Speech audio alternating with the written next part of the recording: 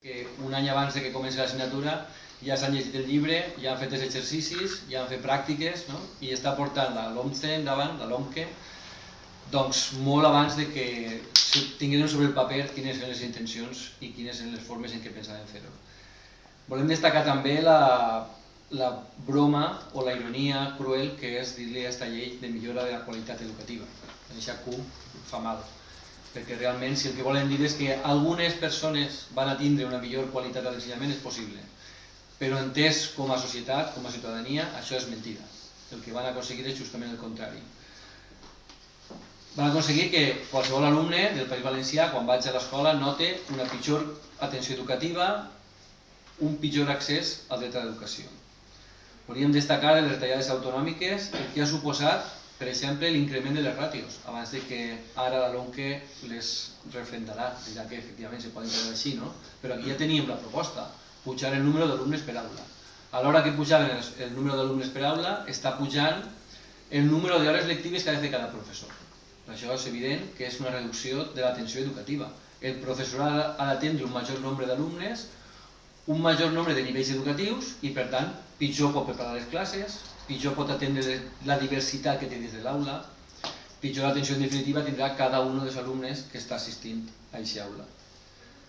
A més d'això, s'estan eliminant grups en valencià, s'estan eliminant especialitats de cada institut.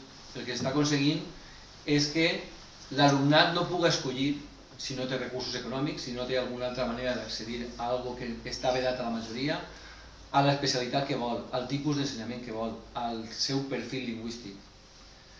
Estem assistint també a una retallada de tot tipus de beques. Les més definitives o les més sagnants, les de menjador i les de transport escolar. Realment és una segregació social. Estem assistint en viu i en directe a com cert alumnat ja no té la possibilitat de menjar al seu col·le. Han d'acudir, com heu vist en molts comunicats ja i en moltes fotos que s'ha passat a la comunitat educativa, com la gent s'acosta al col·le caminant, en carro, en bicicleta o com pot.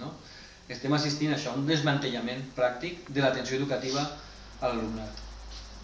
I tal com ha dit Marc, per no entrar en més detall, aquesta avaluació diagnòstica, que amb les iniciatives de concertar, de privatitzar, el que estan fent és produir una classificació, que l'alumnat que no tinga recursos està totalment desemparat. La funció assistencial de l'estat del benestar, garantista de l'administració, està sent abandonada per la nostra Conselleria d'Educació. L'alumne que vagi malament a l'escola, que a casa no tinga recursos, que no tingui una atenció educativa pel seu context cultural, no el trobarà a l'escola pública valenciana, perquè el que estan fent és retirar-ho completament.